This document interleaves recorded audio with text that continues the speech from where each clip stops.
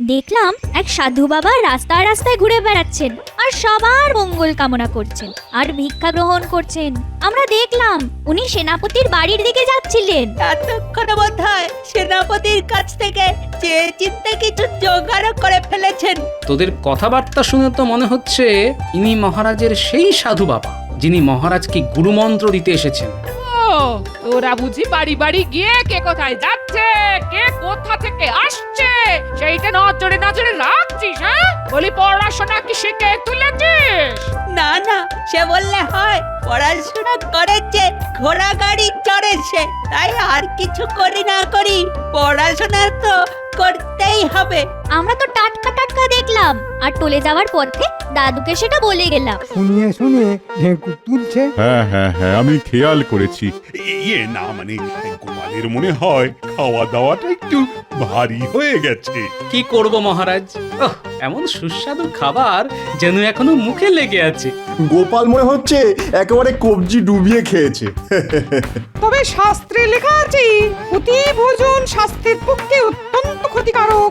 বৃথাই বলা, গোপাল এসব কথা এক কান দিয়ে ঢোকাচ্ছে আর এক কান দিয়ে বার করে দিচ্ছে। না না না না, তা কেন হবে? ওই তো গোপাল খুঁটিনাটি শুনছে আর মিটি মিটি হাসছে। ওই হাসিটাই হবে মহারাজ। তবে গোপাল যা কিপটে, তাতে নিজে সবার খাবে, তবে সবার জন্য নিজে কিছু খরচ করবে না। আমি মন্ত্রী মশাইয়ের সঙ্গে একমত। এই কথা স্বীকার করতেই হবে, গোপাল কিঞ্চিত নয় বরং বাড়াবাড়ি রকমের মিতব্যয়ী।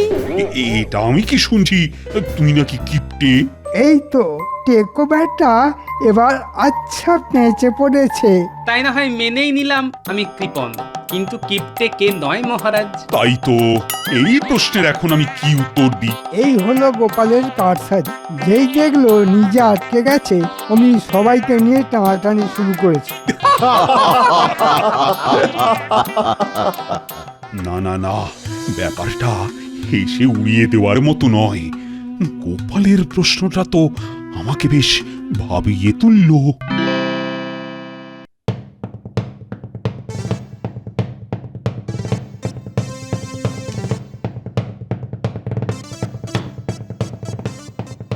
আচ্ছা মহারাজ, কি হয়েছে আমি তো কিছুই বুঝতে পারছি না।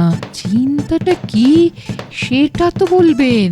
চিন্তা হলো আমার সভাসদদের মধ্যে কে সব থেকে বেশি কৃপণ সেটা আমায় জানতে হবে। ওহো, এই কথা! আমি ভাবলাম কি না কি। না না মহারানী, ব্যাপারটা ওরকম উড়িয়ে দেবার মতো নয়। এই একটা চিন্তাই সকাল থেকে আমাকে বিচলিত করে রেখেছে। তাহলে এখন কি করবেন আপনি মহারাজ? সেটাই তো ভাবছি। একদিকে মন্ত্রী তো অন্যদিকে আবার গোপাল। সভাকবি, সেনাপতি, অমাত্য, পণ্ডিত এদেরই বা বাদ দেবেন কেন মহারাজ? এই দেখো, তুমি তো দেখছি সব কেমন আমার গুলিয়ে দিলে। তবে আমার মাথায় একটা বুদ্ধি এসেছে। তবে আর চুপ করে বসে না থেকে বলো বলো, বলে ফেলো। আরে বুদ্ধিটা কি? আপনি বরং সভার সবাইকে কিছু না কিছু দিতে বলুন আপনাকে। যে যেমন দেবে তাই দেখেই আপনি বুঝে যাবেন কে কৃপণ আর কে দানি। তোমারও যেমন বুদ্ধি রানী। আরে আমি চাইলে সবাই তো আমাকে খুশি করার জন্য বেশি বেশি দেবে, তবে আর আসল কথাটা জানবো কি করে? তবে তো আপনাকে কোনো সাধু সন্ত বা যোগী পুরুষকে ধরে আনতে হবে মহারাজ, যিনি হাত গুনেই আপনার প্রশ্নের উত্তর দিয়ে দেবেন। আরে আরে আরে, এইটা এইটা এইটা, এবার একটা বুদ্ধি যেন টুক করে উঁকি মারছে আমার মাথার ভেতরে। মনে হচ্ছে এতেই কাজটা হবে। হ্যাঁ, এ আবার আপনার কেমন হেঁয়ালি? না না না না, কোনো হেঁয়ালি নয়। তুমি শুধু আমি যা বলছি সেটাই প্রচার করে যাও।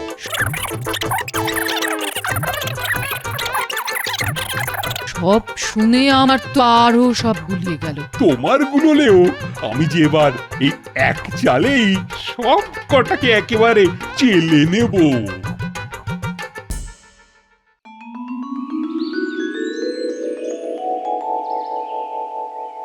কি হলো?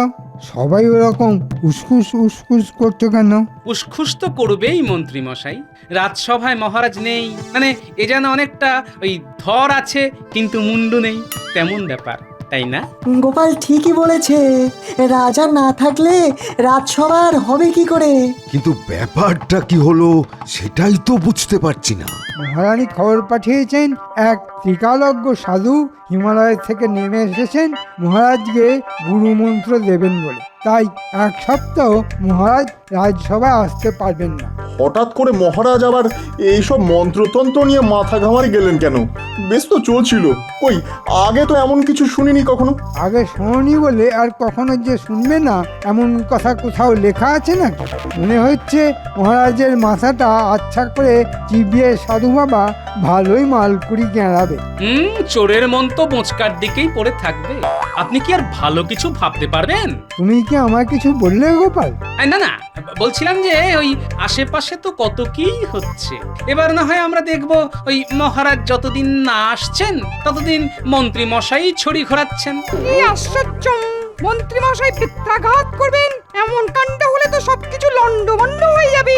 গোপালের যেমন কথা, শরীর কেন ঘোরাবো? আমি তো মহারাজের দেখানো পথে মন প্রাণ দিয়ে রাজকার্য পরিচালনা করব।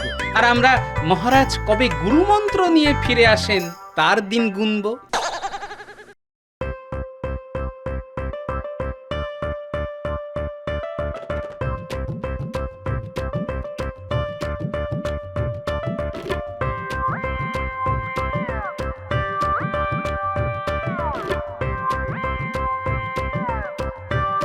এই নাও গিন্নি, কাতলা মাছের মাথা, পুঁই শাক, কুমড়ো সব একেবারে বেছে বেছে এনেছি। আজ কিন্তু গিন্নি ওই শাক চচ্চড়ি করতেই হবে। বলি, কেমন রাজকার্য করতে তুমি যাবে শুনি? কি এমন শুভ কাজ আছে যার জন্যে মাছের মাথা দিয়ে শাক খেতে হবে? আছে আছে গিন্নি, মহারাজ এখন কোনো এক সাধু বাবার খপ্পরে পড়ে গুরুমন্ত্র নিচ্ছেন। তাই আজ থেকে এখন কদিন আমি মহারাজ। ওহ, আমি কি এমনি এমনি লাফাচ্ছি? সে মহারাজে হও আর যাই হও, আজ নয় কাল, কাল নয় পরশু করে আমাকে খালি ভুলিয়েই যাচ্ছ। কিন্তু এবার আমি আর ভুলছি না।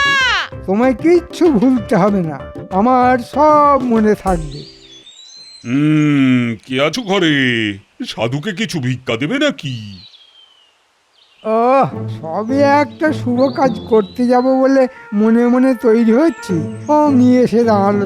এই যে বাবা, দাও না এই সাধুকে কিছু। ও বাবা, একটু দেশে সাধু বাবা নয়, একেবারে চকচকে সাধু বাবা। তা বাবা কোথা থেকে উদয় হলেন শুনি? আর যোগ সাধনা সে তো সেই হিমালয়ে। তবে এখানে আমি এসেছি তোমাদের মহারাজ কৃষ্ণচন্দ্রের কাছে, তাকে গুরুমন্ত্র দিতে। বাবাজি তো আচ্ছা ধরিবাজ, গাছেরও খাবে আবার তলারও কুড়োবে, মানে মহারাজের কাছ থেকে ভালো মতো গেঁড়াবে, আবার তার কাছ থেকে চেয়ে ঝোলা ভরবে। দাঁড়াও, ভরাচ্ছি তোমার ঝোলা। এই সাধু কি তবে কোনো ভিক্ষাই পাবে না? তবে এক মুঠো চাল আর একটা আলু, ব্যাস ওই দাও ওর ঝোলা, ওতেই হবে। তোমাদের কল্যাণ হোক।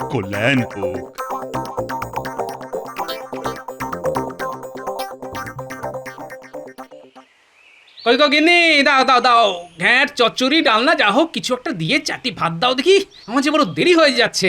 তাই বলো, আমি তো ভাবলাম মহারাজ তোমাকে দেখেই একেবারে গদ হয়ে তোমার মাইনে বাড়িয়ে দেবেন। সে মহারাজ হলে না হয় হতো, তবে মন্ত্রী মশাই কি আর অত সহজে ঘাড় পাতবেন? তোমার যত হম্বি তম্বি সব এখন নেই। হ্যাঁ, যাও দেখি মন্ত্রী মশাইকে বাগে এনে কেমন গুছিয়ে ফেলতে পারো। তার কেমন করে হবে গিন্নি? মন্ত্রী মশাইয়ের সঙ্গে যে আমার একেবারে আদায় কাঁচকলায়। তার মানে তুমি আবার মন্ত্রী মশাইয়ের সঙ্গে ঝগড়া করেছো? কি অলক্ষণে কথা রে বাবা! না দিদা, কোনো অলক্ষণের কথা নয়, বরং লক্ষণ খুব ভালো আমরা এক্ষুনি নিজের চোখে দেখে এলাম। এই কি দেখে এলি রে তোরা? হ্যাঁ? দেখলাম এক সাধু বাবা রাস্তায় রাস্তায় ঘুরে বেড়াচ্ছেন আর সবার মঙ্গল কামনা করছেন আর ভিক্ষা গ্রহণ করছেন। আমরা দেখলাম উনি সেনাপতির বাড়ির দিকে যাচ্ছিলেন। এতক্ষণে বোধহয় সেনাপতির কাছ থেকে চেয়ে চিন্তে কিছু জোগাড় করে ফেলেছেন। তোদের কথাবার্তা শুনে তো মনে হচ্ছে ইনি মহারাজের সেই সাধু বাবা যিনি মহারাজকে গুরুমন্ত্র দিতে এসেছেন। ও তোরা বুঝি বাড়ি বাড়ি গিয়ে কে কোথায় যাচ্ছে, কে কোথা থেকে আসছে সেইটা নজরে নজরে রাখছিস? হ্যাঁ, বলি পড়াশোনা কি শিখে তুলেছিস? না না, সে বললে হয়, পড়াশোনা করেছে, ঘোড়া গাড়ি চড়েছে, তাই আর কিছু করি না করি পড়াশোনা তো করতেই হবে। আমরা তো টাটকা টাটকা দেখলাম আর টলে যাওয়ার পথে দাদুকে সেটা বলে গেলাম। এই চল চল, আমাদের দেরি হয়ে গেলে পণ্ডিত মশাই কিন্তু নড়ার বদলে এক পা তুলে দাঁড় করিয়ে দেবেন। মন্ত্রী তো কোনো রকমে কেঁদে কুকিয়ে এক মুঠো দিল। সেনাপতি বলল, ঘোড়া কেনা বেচা করে তেমন কোনো লাভের মুখ দেখেনি, তাই একটা আধুলি দিয়ে বিদেয় করল। অমাত্য একটা আধুলি দিল বটে, তবে তাও আবার অচল। আবার বলল, এই দিয়ে নাকি নুন তেল ডাল সব কিনে নেওয়া যাবে। যাই এবার পণ্ডিতের কাছে গিয়ে দেখি সে আবার কি গল্প শোনায়। চারে কেচা, চার দুগুণে আট, 3 4 12। পণ্ডিত মশাই আমাকে চিমটি খাচ্ছে। মিথ্যে কথা, ওই আমার চুল ধরে টানছে। পণ্ডিত মশাই, এই দেখুন না, আপনার টিকিতে একটা টিকটিকি টুকি করছে। এই কে কোথায়? ছোড়াগুলো দেখছি চালিয়ে মারলো। দাঁড়া, কান ধরে দাঁড়া।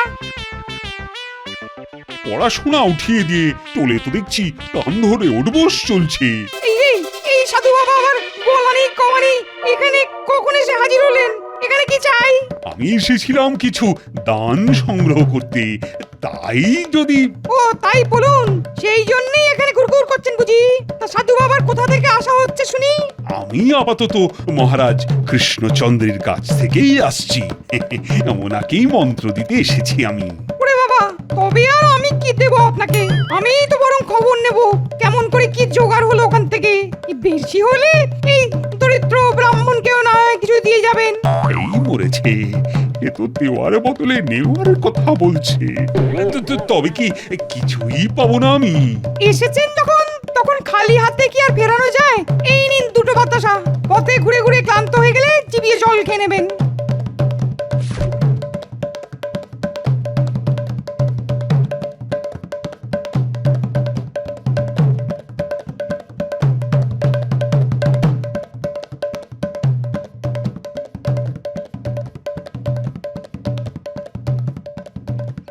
ওহ, কাদের কাছে গিয়ে হাত পাচ্ছি কে জানে। বিজ্ঞানী নিজের আবিষ্কার করা একটা বড়ি দিয়ে বলল, থোড় বড়ি খাড়া দিয়েই খাওয়া দাওয়া সারা যায়, তাই এর থেকে বেশি কিছু দেওয়ারও নেই আর নেওয়ারও নেই।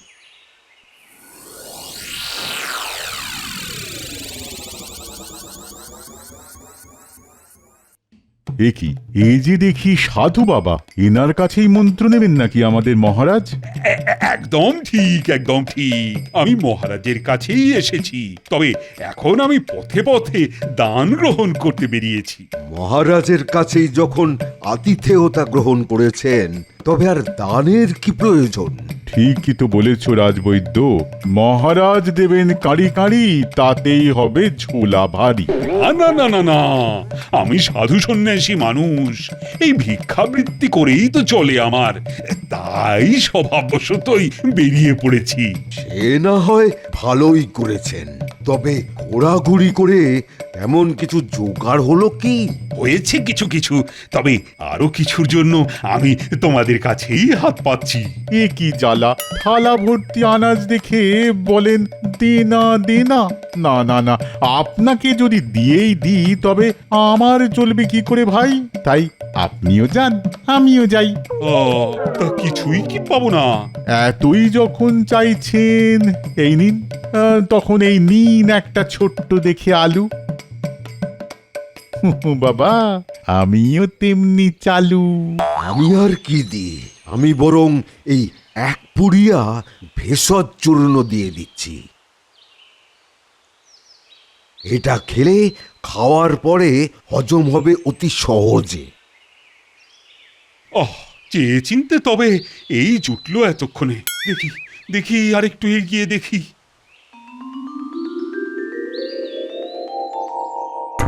বলে খেতে দাও বলে তো সারা পাড়া মাথায় করে ফেললে, হ্যাঁ?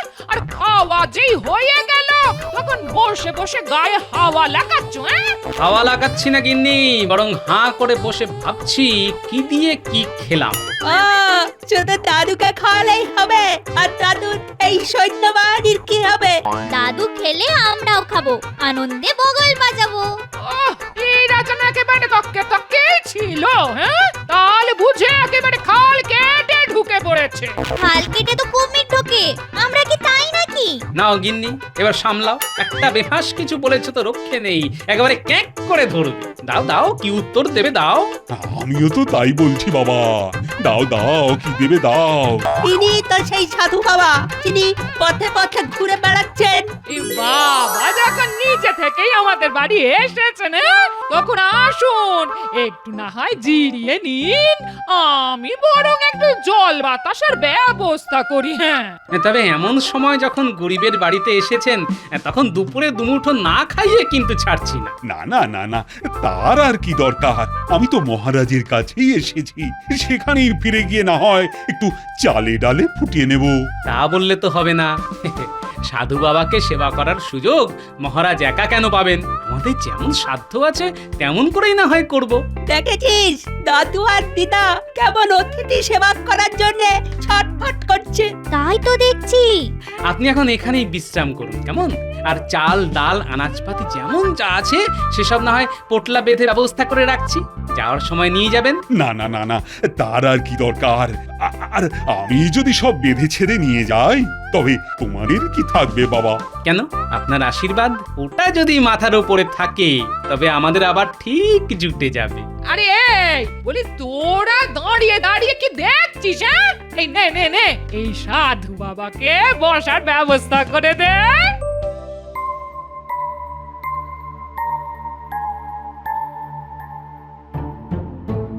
মনে হচ্ছে মহারাজের মাথাটা একেবারেই খারাপ হয়ে গেছে। সারা দিন কি যে করলেন কে জানে। এবার রাতেও কি সব ফন্দি ফিকির আটছেন বসে বসে। কি হলো রানী? আরে নিজের মনে কি বিড়বিড় করছো? আমি তো জোরে জোরেই বলছি, আপনি যেন ওই কৃপণ খুঁজতে একেবারে দিন রাত এক করে ফেলছেন। না না না না, ব্যাপারটা বেশ ভাবিয়েছে আমাকে রানী, তাই ওটা নিয়ে লেগে আছি। সারা দিন তো লেগে থাকলেন, তারপরে আবার রাতেও একটু বিশ্রাম নেবেন না মহারাজ? সবার কাছ থেকে শুধু দান গ্রহণ করলে হবে? তাদের তো দিতেও হবে কিছু। আপনি যে কি বলছেন আমি কিছুই বুঝতে পারছি না। তবে আমি বেশ বুঝতে পারছি, কাল রাজসভায় বেশ একটা শোরগোল হবে।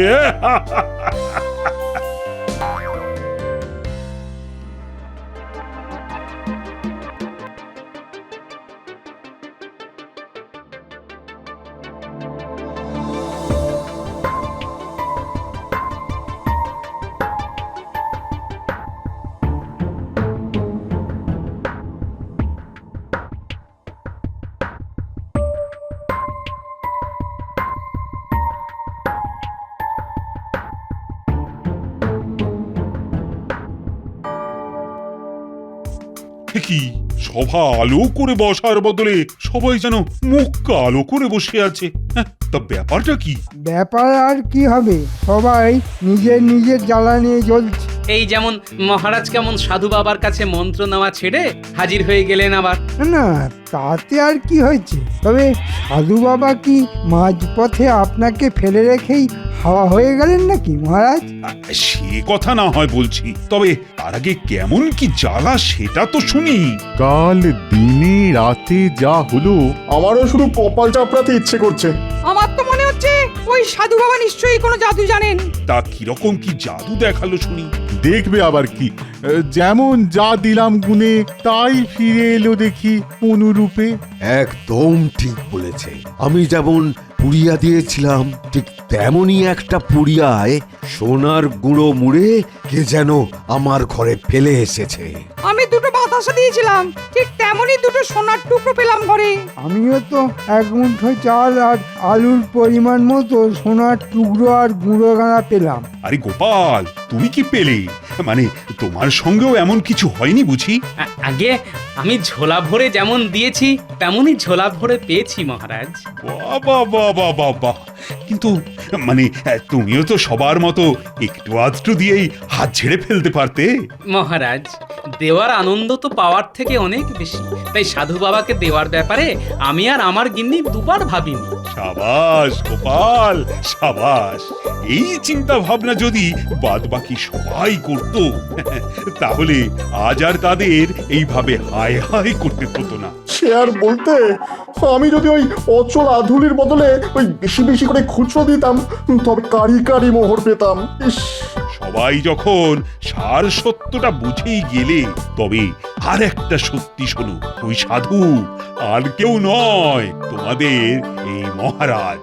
তোমাদের মধ্যে কে কেমন কৃপণ সেটা জানার জন্যেই আমি সাধুর বেশেই তোমাদের পরীক্ষা নিয়েছি। আর বেশ ভালোভাবেই বুঝেছি কারা কৃপণ আর কে দানী। আপনি আমার বুদ্ধির তারিফ করেন মহারাজ, তবে এবার যে আপনার বুদ্ধিরও তারিফ করতে হবে। জয় মহারাজ কৃষ্ণচন্দ্রের জয়।